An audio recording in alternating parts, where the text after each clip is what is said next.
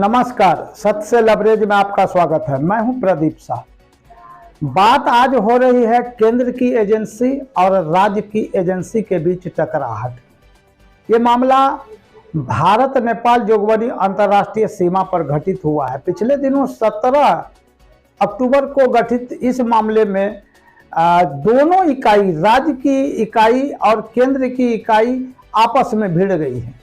हालांकि दोनों स्तर पर एसएसबी ने इस मामले में जांच पूरी कर ली है और उन्होंने जांच रिपोर्ट अपने बड़े पदाधिकारी को सुपुर्द कर दिया गया है। और इसके अलावे जो कस्टम है, कस्टम ने जब्त माल के संदर्भ में जिस सोना चांदी व्यवसायी का माल जब्त हुआ है उनसे लिखित रूप से कागजात, संबंधित कागजात जमा करने के लिए नोटिस जारी किया है। इसके अलावा तीसरे पक्ष फारबिसगंज के एसडीओ सुरेंद्र कुमार अलबेला ने जो पत्र दिया है उस पत्र के बारे में विस्तृत जानकारी अभी तक अप्राप्त है। चौथा मामला, लोगों के बीच अटकलों का बाजार गर्म है। तो इस संदर्भ में खास बात यह है कि देर शाम 5 बजे के आसपास एक वाहन में सवार हो फारबिसगंज के एक सोना चांदी विक्रेता अपने पत्नी और दोस्त के साथ सीमा पार नेपाल के नोबेल अस्पताल में भर्ती आलोक सेठिया को देखने के लिए जा रहे थे। लेकिन यह जो गाड़ी है, यह वाहन जो कहा जा रहा है, जो आरोपी सोना चांदी व्यवसायी की ओर से कहा जा रहा है कि उक्त गाड़ी जिस वाहन से वे जा रहे थे वे उनके भाई किशनगंज से लेकर फारबिसगंज आए थे और हड़बड़ी में उसमें 4 किलो 900 ग्राम चांदी का सिक्का था उनके दुकान के लिए। वो गाड़ी में रह गया था थैला, जिसे एसएसबी ने सीमा पर जांच चौकी पर पकड़ा है। इस संदर्भ में उक्त जब्त माल को फारबिसगंज सीमा शुल्क कार्यालय फारबिसगंज में जमा किया गया और चूंकि जो एक्ट कहता है और उसके अनुरूप इन लोगों को तत्काल जमानत दे दी गई है। ये बात अब दूसरा पक्ष ये है कि जो जोगबनी के थाना अध्यक्ष हैं उन्होंने अपने थाने में लगे सीसीटीवी के हवाले से लिखित रूप से ये जानकारी एसडीओ फारबिसगंज सुरेंद्र कुमार अलबेला को दिया कि एसएसबी के 56वीं बटालियन के जो चौहान साहब हैं, कंपनी कमांडर, वो और एसएसबी के जवान देर रात 9:30 बजे आए। घटना का वक्त 5 बजे और ये जो थाना में आने की बात है ये 4.5 घंटे बाद। तो उन्होंने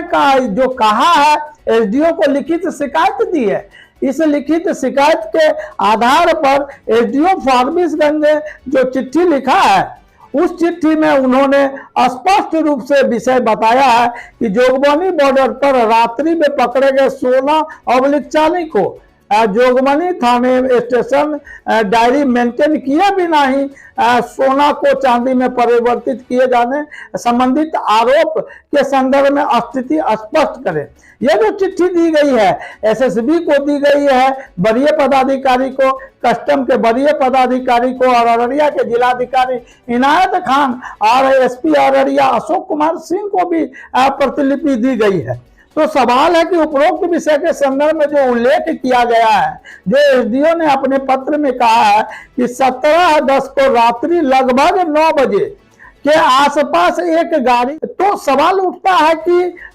जो एक व्यक्ति का नाम बताया जा रहा है वो और उनकी धर्मपत्नी सहित एक और अन्य व्यक्ति फारबिसगंज के उस गाड़ी में बैठे हुए थे। गाड़ी के तलाशी के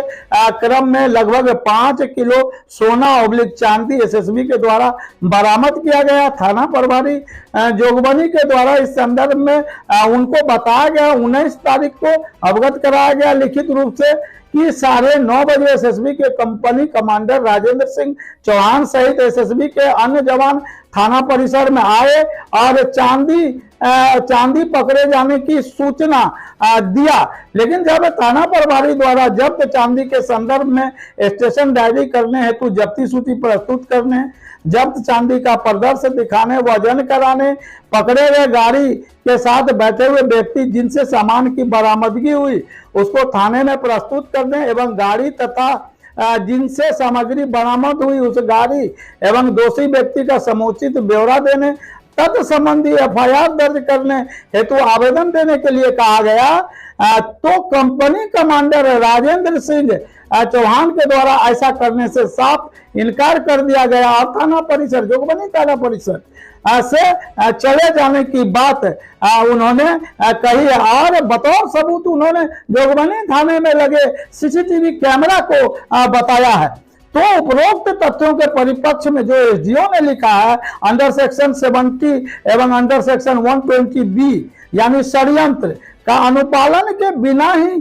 थाना परिसर से कंपनी कमांडर द्वारा जब्त सामग्री को कस्टम ऑफिस में ले जाया गया, जो विधि विरुद्ध कृत है, यानी कानून सम्मत नहीं है, कानून के विरुद्ध है। साथ ही इस संदर्भ में राजेंद्र सिंह चौहान एवं एसएसबी के जवान के द्वारा कस्टम ऑफिस कार्यालय फारबिसगंज में कस्टम एक्ट के सेक्शन का उल्लेख किया गया, धारा का उल्लेख किया गया, सेक्शन 135 एवं सेक्शन 132 का उल्लंघन किया गया। ऐसी बातें उक्त पत्र में एसडीओ फारबिसगंज ने कही है। कस्टम कार्यालय में जब्त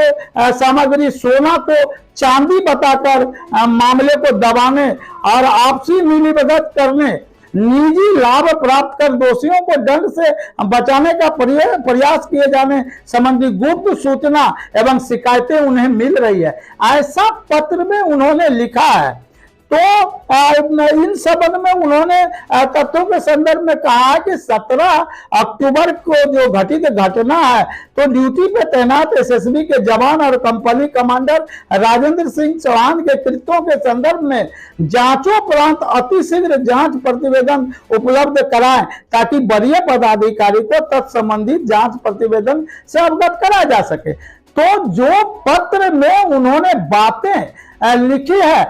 तकरीबन ये बातें एसडीओ का इनसे कोई लेना देना लगता नहीं है, लेकिन जो आधार उन्होंने जोगबनी के थानाध्यक्ष का बनाया है, तो इस संबंध में जब बातचीत सहायक आयुक्त कस्टम एसी जोगबनी अशोक कुमार दास से बात हुई, तो उन्होंने नाराजगी व्यक्त की और उन्होंने कहा कि ये जो है ये निश्चित रूप से आधार ये अधिकार क्षेत्र से बाहर की बात है। सबसे बड़ी बात है कि अब जो वर्तमान समय में एसएसबी कार्य कर रही है, एसएसबी भी कस्टम एक्ट के अनुरूप काम कर रही है। तो जो कस्टम एक्ट के अनुरूप काम कर रही है, उसमें सबसे बड़ी बात है कि ये जो अशोक कुमार सिंह एसी जोगबनी का कहना है कि ये मामला इलीगल अवैध निर्यात का मामला है, और नेपाल, चूंकि इंडिया से नेपाल चांदी का सिक्का जा रहा था, वो 4 किलो 900 जब्त किया गया है, जिसे कस्टम को सुपुर्द किया गया है। तो इसमें चांदी को सोना को बदलकर चांदी जैसे मामले उनके संज्ञान में नहीं है। और जो संबंधित पदाधिकारी इतने बड़े पद पर हैं, तो पद के अनुरूप आरोप लगाने से पूर्व, किसी संस्था पे आरोप लगाने से पूर्व उन्होंने सत्यापन की बात कही है। और इसके साथ ही एसएसबी के वरीय अधिकारी भी ऑफ दी रिकॉर्ड कहते हैं कि इन घटनाओं से जो एसडीओ फारबिसगंज सुरेंद्र कुमार अलवेला ने लिखित रूप से इस तरह का आरोप लगाया है या जानकारी मांगी है, तो इससे आहत है, एसएसबी भी आहत है। और दो इस स्तर पर जो एसएसबी के आईजी स्तर पर और डीजी स्तर पर 2 दिवसीय जांच भी पूर्ण कर लिए जाने की बात और इसकी पूरी जानकारी रिपोर्ट वरीय पदाधिकारी को समर्पित किए जाने की बात कही जा रही है। तो सबसे बड़ी बात यह है कि जब सत्य से लवरेज की टीम ने भारत नेपाल जोगबनी सीमा के घटनास्थल का दौरा किया, तो उन्होंने पाया वहां कि ये टीम मात्र 2 कैमरे लगे हुए, एक बांस के बल्ले पर 2 सीसीटीवी कैमरे लगे हुए, जिसमें एक सीसीटीवी कैमरा खराब है, एक सीसीटीवी कैमरा का फुटेज आ रहा है, जो डिस्प्ले हम लोगों ने कवर किया सत्य से लवरेज के पास इसके पुख्ता प्रमाण है। इतने संवेदनशील सीमा पर मात्र एक सीसीटीवी जो कार्यरत है, ये बड़ी चूक है। तो सबसे बड़ी बात है कि सोना को बदलकर चांदी किए जाने की बात में तो जो जांच है वो चलती रहेगी। जो राज्य प्रायोजित एजेंसी है, केंद्र प्रायोजित एजेंसी पर भ्रष्टाचार के जो अप्रत्यक्ष रूप से आरोप लगा रहे हैं, ये तो चलते रहेंगे। हालांकि सत्य लबरेज की टीम सोना को चांदी में बदलने जैसे आरोपों की पुष्टि नहीं करता है, तस्दीक नहीं करता है। कहते हैं कि सूर्य अस्त और नेपाल मस्त जैसे है वैसे बॉर्डर है तो यहाँ मोरू और भारू चलता ही रहेगा। तो ये कलयुग है,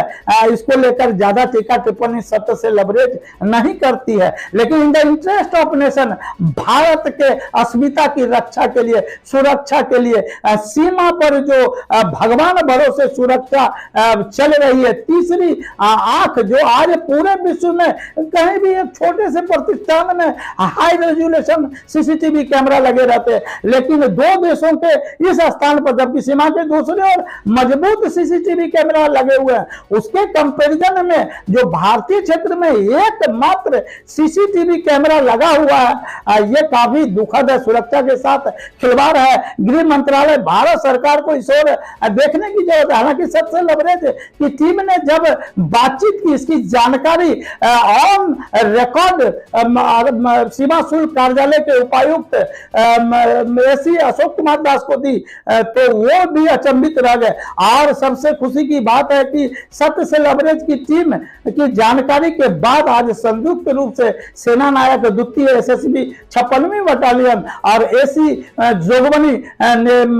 घटनास्थल का दौरा किया और उन्होंने आवश्यक पूछताछ सीसीटीवी के संदर्भ में वहां प्राप्त किया और व्यापक स्तर पर इसके बदलाव के निर्देश दिए।